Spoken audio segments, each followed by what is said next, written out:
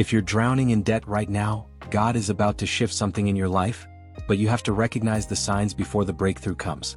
The enemy wants you to believe you're trapped, that your financial struggle is a permanent curse, but Scripture screams the opposite.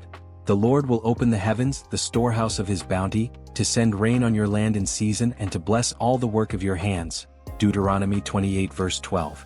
This isn't just a promise for the future, it's a warning to the devil that your season of lack is ending, and God is positioning you for a sudden turnaround. But here's what's secretly happening behind the scenes. First, you'll feel an unusual urgency to cut ties with reckless spending or toxic financial habits, because Proverbs 21 verse 20 says, "The wise store up choice food and oil, but the foolish devour all they have." God is pruning your impulses so you're ready to steward what's coming.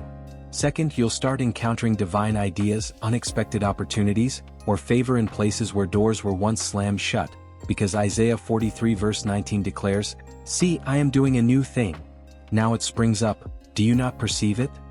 He's creating rivers in your wasteland, but you have to act on the revelation. Third, you'll sense a strange peace in the middle of the storm, a quiet assurance that defies logic, because Philippians 4 verse 7 says, "The peace of God, which transcends all understanding, will guard your hearts and your minds." That's your signal the battle isn't yours anymore, and Jehovah Jireh is stepping in. Fourth, people who once ignored you will suddenly offer help, loans, or resources without you begging, because Psalm 37 verse 25 says, "I was young and now I am old, yet I have never seen the righteous forsaken or their children begging bread." God is moving hearts on your behalf. And fifth, you'll dream bigger than your debt, because Romans 4 verse 17 calls the God who gives life to the dead and calls into being things that were not. Your faith is activating a realm of provision beyond your current math. But here's the warning. If you stay stuck in shame, fear, or comparison, you'll miss the miracle, because Mark 6 verses 5 to 6 says Jesus could not do any miracles there, except lay His hands on a few sick people and heal them, due to their unbelief.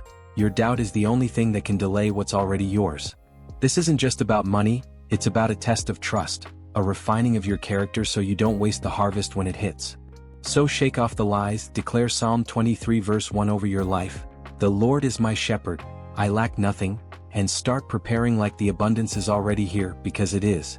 If this video has blessed you, let me know by hitting the like button, sharing it with someone who needs to hear this, and dropping your comment below. Don't forget to subscribe for such videos that strengthen your walk with God.